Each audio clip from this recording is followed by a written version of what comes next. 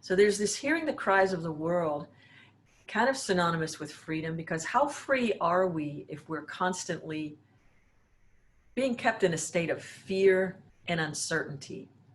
Not very freeing. You can't just stretch out.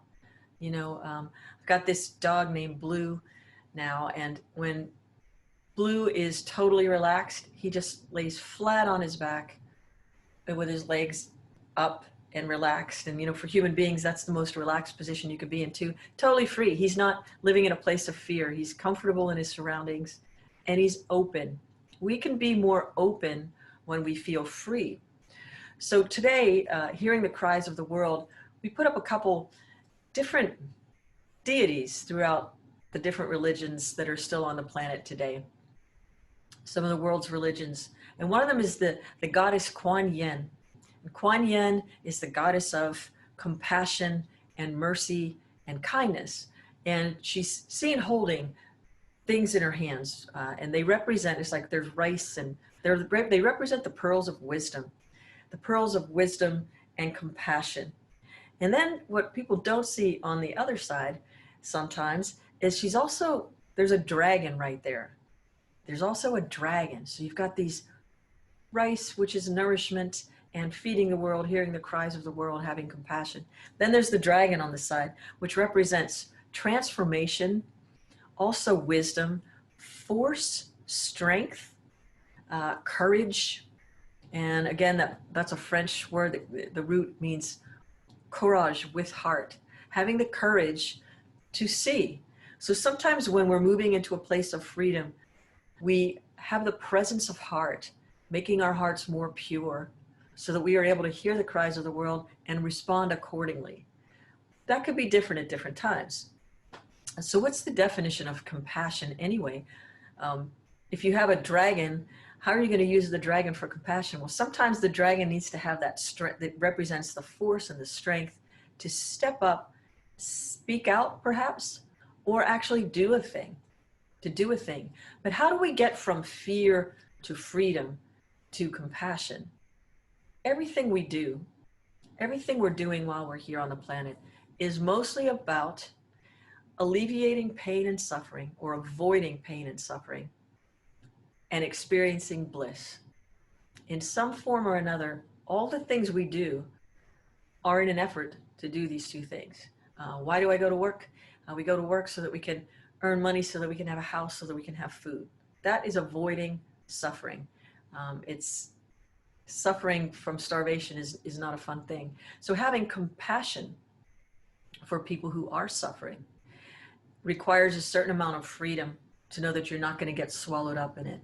And it's not empathy. Empathy is to actually put yourself in the shoes of and feel the feelings for someone. Compassion is feeling for someone else. Compassion is the ability to feel for another living being. To say, I feel for you. When I think of that, I think of, I feel for you, Shaka Khan, right? I was feeling for Shaka Khan many, many years ago. She came to Pittsburgh. She was in concert. And she steps out onto the stage in Pittsburgh before thousands of screaming fans and takes the microphone and walks out, and she says to the Pittsburgh audience, "Hello, Philadelphia." I feel for you, Shaka, because the next thing that happened was these screaming, cheering fans. It just turned into a sea of boos. And I just felt, oh man, I had compassion for Shaka Khan, who travels and traveled and traveled at that point. I'm not sure. No, none of us is doing any touring at this point. But to be at that level of traveling, she's got a lot of great things going on. But actually, when you get to the place where you don't even know which city you're in, oh man, So how do we practice being compassionate in our own lives? In the Hindu philosophy, the word for compassion is daya. It means compassion. So Sri Dayamata was the president of Self-Realization Fellowship for many decades after Paramahansa Ji made his transition, his Mahasamadhi out. So there's Daya, there's compassion in Hinduism. There's Kuan Yin. At the beginning of the prayers for the opening of the Quran, Bismillahirrahmanirrahim. Alhamdulillahi Rabbil Alameen. Bismillahirrahmanirrahim. In the name of God, most merciful, most compassionate, most feeling for other living beings. Kyrie eleison. Lord have mercy. And then, I love the Psalms in the Bible. The Psalms are my favorite of almost all of it. But Psalm 103 is, I used to sing the Psalms when I was younger. I was trying to remember this one. Bless the Lord, oh my soul, and all creation gives you life. I love that one in particular. Bless the Lord, oh my soul, and all creation gives you life. Because when I think about all creation giving life to the infinite source of the Holy Spirit, all creation gives it life. There is this compassionate piece where when you recognize that if you can have compassion for yourself, you can be compassionate for others, it is recognizing the God in others. All creation gives you life. It gives me life. All creation is the life. It is the one life. There's only one life. That life is God's life. That life is perfect. That life is my life now. It becomes more perfect when we up-level the excellence on our ability to become compassionate with others. Think of a time where you were in a perfect position to do the right thing or to help someone or to have mercy on a struggling soul. And maybe for some reason or another, you just didn't do it. Maybe you were in a hurry. Maybe I was in a hurry. Maybe we were busy doing something that seemed more important at the time. And did it ever happen that later that night, as you're falling asleep,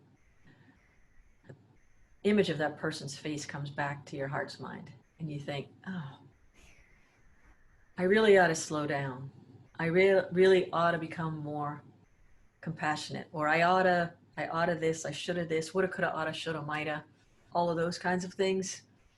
What if we change I call it changing it from autopilot, which is, that's the mantra we do, and we should have done something, could have done something, ought have. Next time I oughta. If we go from autopilot to autopilot, and what if we make our autopilot to be compassionate?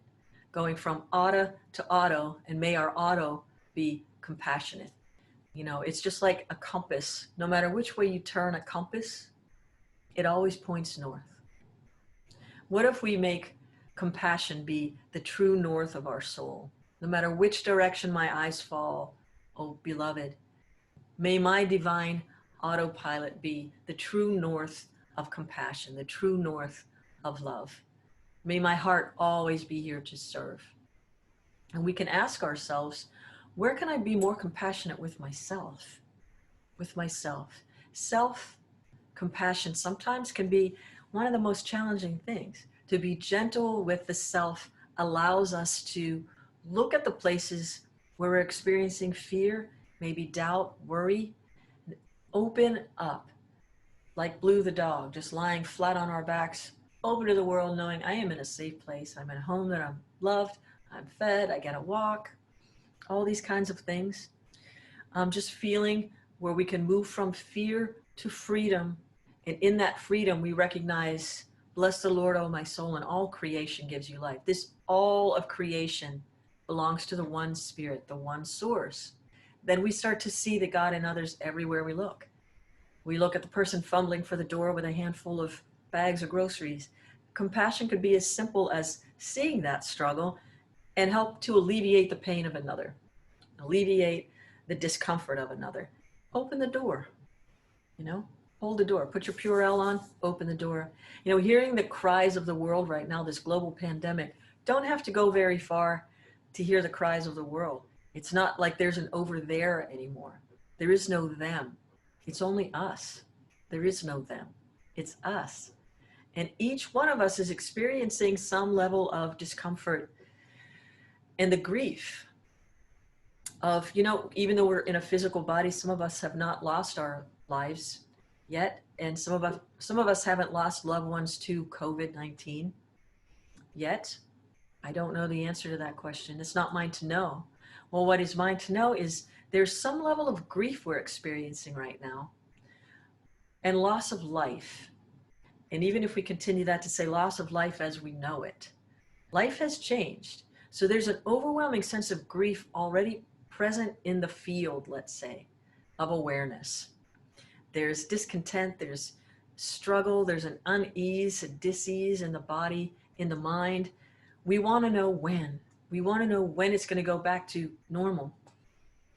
What we need to remember is to have compassion for ourselves as we're grieving this big transformation.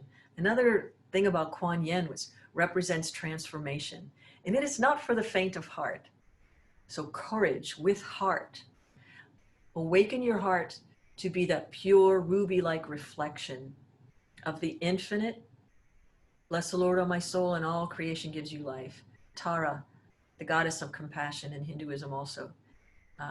Daya, compassion. Having that compassion, that mercy.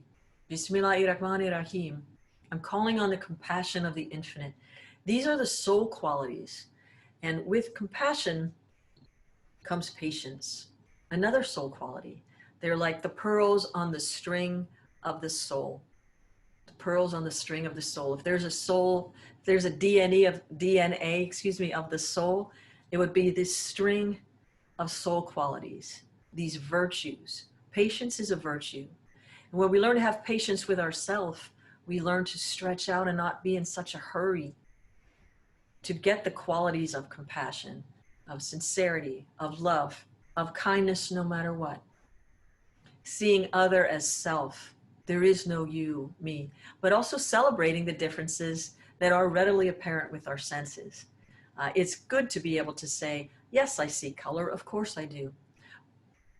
But what it means to me is a celebration of the beautiful uniqueness and the expressions, the multiple expressions of the one spirit. Bless the Lord, O my soul, and all creation gives you life, gives itself life as us.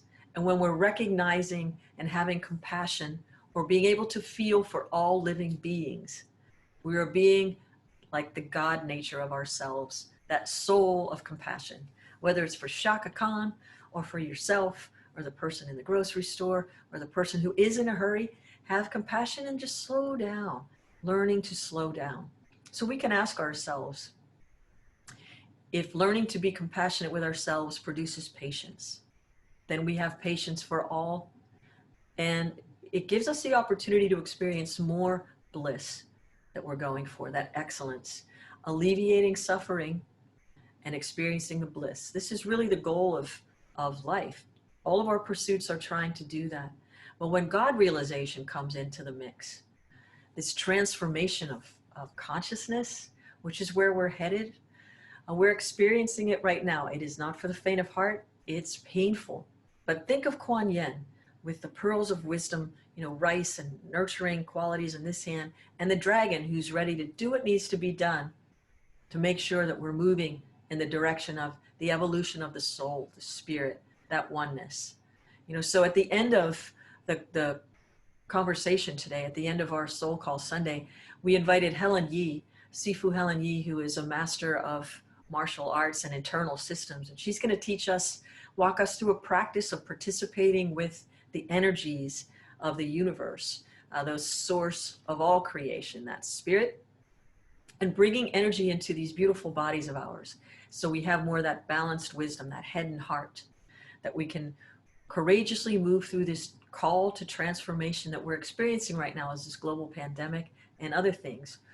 The Black Lives Matter movement is certainly a huge part of this transformation. Things are falling away, and we need to come to it with patience, compassion, so that we can all up-level the consciousness of what is being called forth next.